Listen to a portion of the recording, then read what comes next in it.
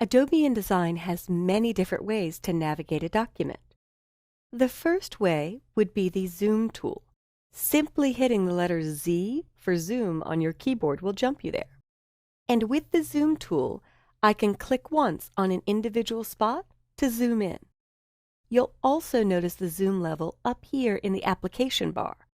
I could simply click that arrow and choose 300%.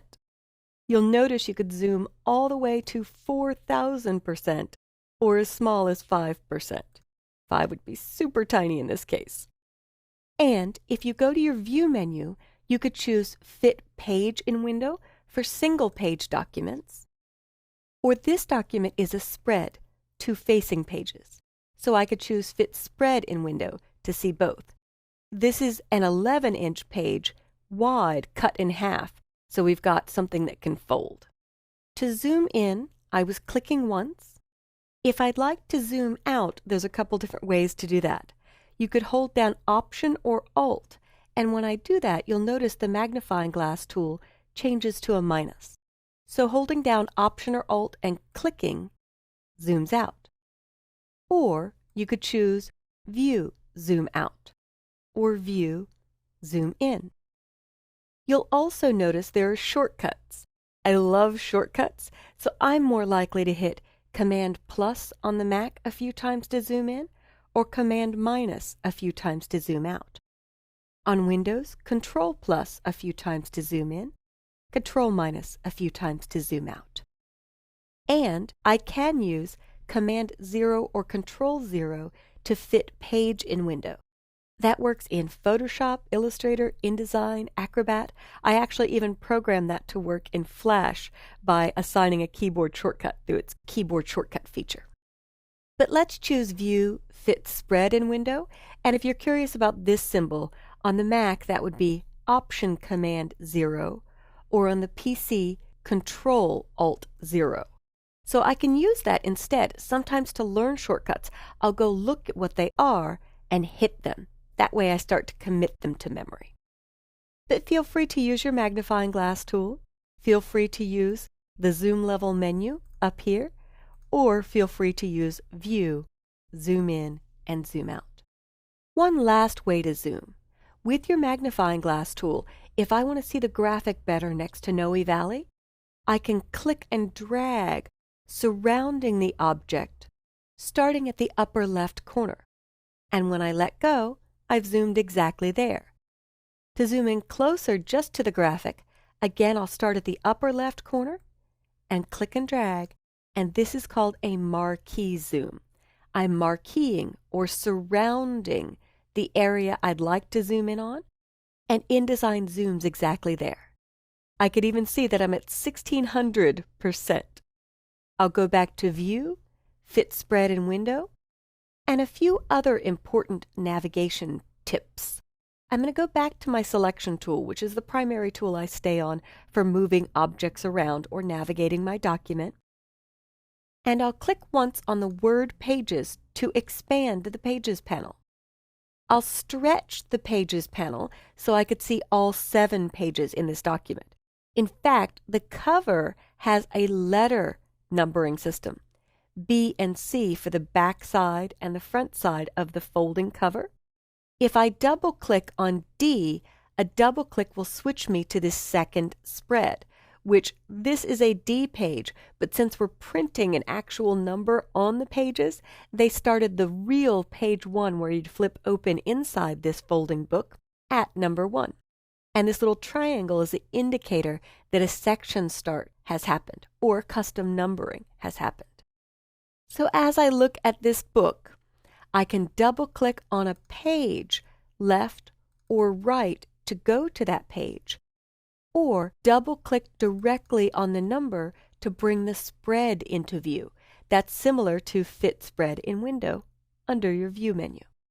If I click the word Pages, I can collapse that again, and there are about 3 ways to do everything in all computer programs. In Adobe programs, there may be 5 or 10 ways to do the same thing. So Pages is one way to navigate your document. The other way is to look down at the bottom left, and down here I'll see Next Spread. In fact, I'll reduce my application frame size so you could see that better. And a note for the Mac users, I've already turned this on, but under the Window menu is Application Frame. If that's off, you could see the blue of my desktop behind InDesign. And if I click on the blue of that desktop, I'm back at my operating system or the Finder. If I click back on InDesign, I could choose Window Application Frame, and now I've got my desktop mostly hidden, and the whole program sizes as one window, more like it does on the Windows platform, which I prefer for hands-on classes.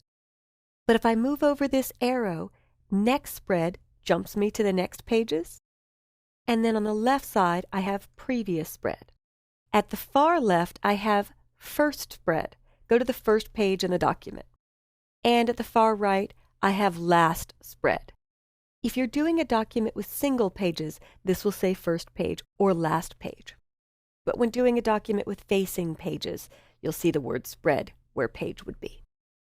I can also click and choose a page number to go to. So I'll choose B, which is my cover.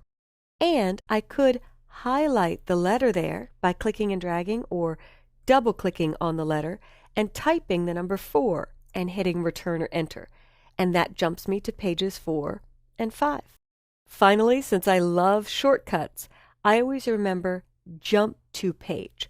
Command J or Control J brings up the Go to Page dialog. But if you remember Jump, this is a quick way to get back to my cover, which is letter B. The reason this is B is because even numbers always start a left page and odd numbers always start a right page. Single-page documents would always start on 1. But to do this spread, I did B and C, which if you imagine would be 2 and 3, so I could have a left page and a right page. It's a common practice when dealing with spreads if you don't want the back of the book all the way as the last page in your document. So here you've seen a few ways to zoom in with the Zoom tool or the View menu, or using Command plus or Control plus on Windows to zoom in, Command minus or Control minus to zoom out. You've also seen how to fit spread in window or fit page in window, how to navigate with the Pages panel by double-clicking a page or double-clicking the numbers to fit the spread in window, and how to navigate at the lower left corner to go to Next Spread or Next Page on single-page documents, or First Page or First Spread, and Last Page or Last Spread. Finally, your Page Up and Page Down keys will work, but they may split the screen.